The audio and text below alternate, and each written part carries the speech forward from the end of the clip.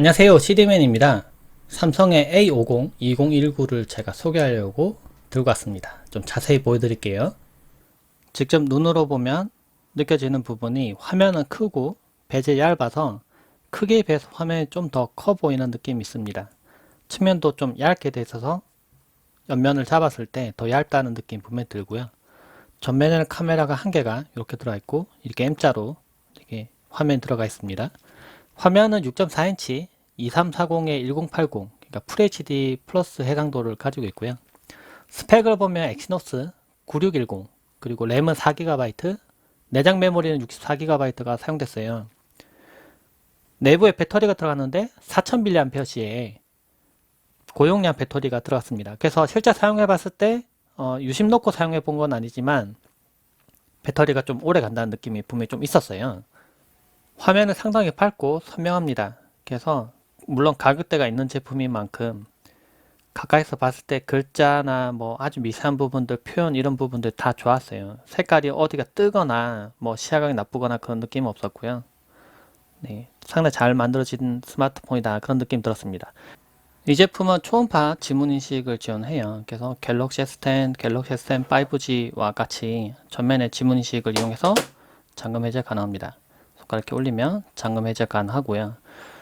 그리고 이 뒤쪽 부분에 뭐 지문 인식하는 부분이나 이런 부분은 없습니다. 근데 얼굴 인식을 통해서 잠금 해제하는 게 좀 더 빠르기 때문에 저는 얼굴 인식과 지문 인식을 같이 쓰고 있긴 한데요.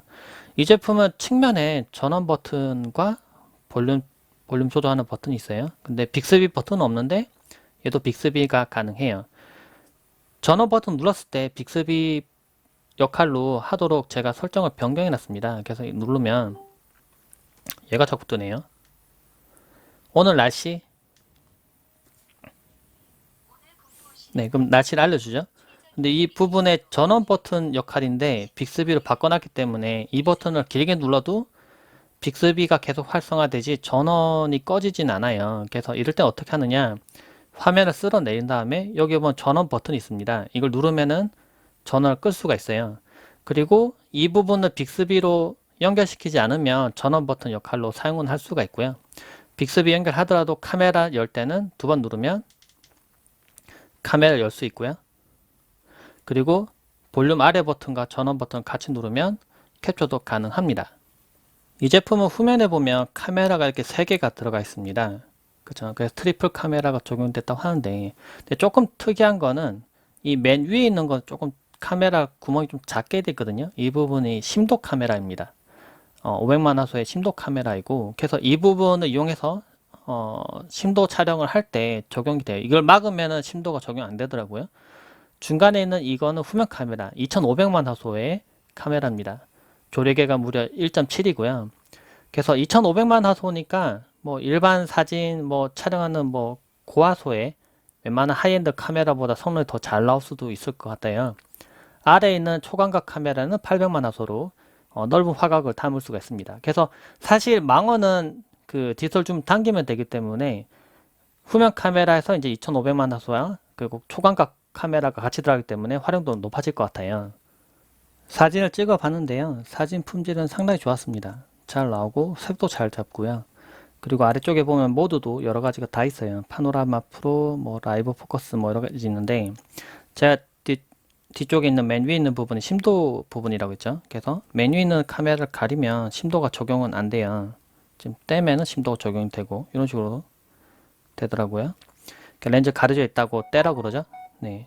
그리고 사진과 동영상 촬영할 때 뭐 불편한 점은 따로 없었는데, 근데 한 가지 좀 아쉬운 거는 아무래도 이제 그 상위 기종이랑 좀 차별화를 둬야 되잖아요. 그래서 전면 카메라와 후면 카메라 16대 9 비율로 일반적인 비율로 하면은 FHD까지만 해상도가 가능하고요.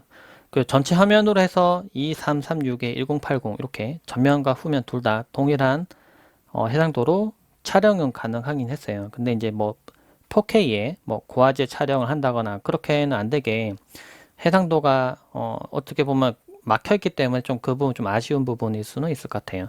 근데 보면 얘도 이제 광각 촬영 가능하고요. 광각하니까 카메라가 늘어진다, 그쵸? 이렇게 엄청나게 왜곡이 되는 게 지금 보입니다. 그 대신에 이제 더 넓게 찍을 수는 있겠죠. 근데 좀 더 왜곡이 더 많이 되는 느낌 드네요. 보니까. 그리고 전면 카메라 화질 품질도 좋았어요. 이게 봤을 때 특별히 조명을 켜지 않아도 뭐 상당히 선명하게 잘 촬영되는 게 보였고요. 그리고 AR 이모지를 이용해서 뭐 스티커로 적용하는 것도 가능합니다. 그래서 여기 보면은 뭐 이런 거 눌러보면 제가 제 사진을 한번 해볼게요. 이렇게 하면 얼굴 인식하면 이런 식으로 지금 이렇게 조금 가려서 안 보이는데 이렇게 뭐 이런 것도 할 수 있고 뭐 AR 이모지 이용해서 뭐 마이 이모지를 만드는 것도 가능하고요. 그러니까 뭐 이런 거 이용해서 뭐 좀 특별한 캐릭터를 만들어서 쓸 수 있겠죠. 긱벤치를 이용해서 두 개 성능을 좀 비교해 봤습니다. 이쪽은 A50이고 이쪽은 갤럭시 S10 5G입니다. 측정 결과를 보니까 뭐 싱글 코어일 때 점수와 멀티 코어일 때 점수, CPU 점수거든요. 두 개가 이 정도 차이가 좀 납니다. 물론 뭐 가격대가 좀 차이 나는 제품이기 때문에 성능은 좀 차이가 좀 많이 나는 걸로 좀 나오긴 하네요. 이번에는 긱벤치에서 컴퓨터 성능을 좀 보여드리는 겁니다. 그래서 결과 좀 보면은 이렇게 차이가 나는 걸 좀 볼 수가 있고요. 뭐 딱 한 성능을 숫자로만 대략 보니까 반 정도 성능 나오는 것 같아요. 얘가 워낙 성능이 좀 높은 스마트폰이기 때문에 뭐 그거에 딱 절반 정도의 성능 이렇게 보시면 될 것 같습니다. 배틀그라운드 게임을 해보고 있는데요. 지금 옵션은 가장 높게 설정이 되어 있어요. 그래서 그래픽 옵션 좀 보면은 네, HDR 고화질에 그리고 FPS도 울트라로 놓고 지금 게임을 해보고 있습니다. 처음에 대기실에서는 약간 좀 버벅이는 느낌이 있었는데 실제 게임 할 때는 크게 버벅임 없이 게임할 수가 있었고요. 물론 좀 더 고사양의 스마트폰에서는 옆으로 이렇게 넘길 때 아주 부드럽게 넘어가거든요, 화면이. 근데 얘는 그 정도까지는 아니고 뭐 너무 끊겨서 불편하지는 않은 정도이긴 한데 더 고사양의 스마트폰과 좀 비교를 해보면 약간 옆으로 돌릴 때 약간 느린 느낌 드네요. 약간 늦게 따라온 느낌. 그러니까 아주 부드럽게 이렇게 쭉 넘어가야 되는데 약간 뚝뚝뚝뚝 이렇게 느낌이 있습니다. 그렇지만 게임은 뭐 충분히 할 수 있는 정도이고 방금 아까 한 명 잡았거든요. 네, 한번 쏴볼게요.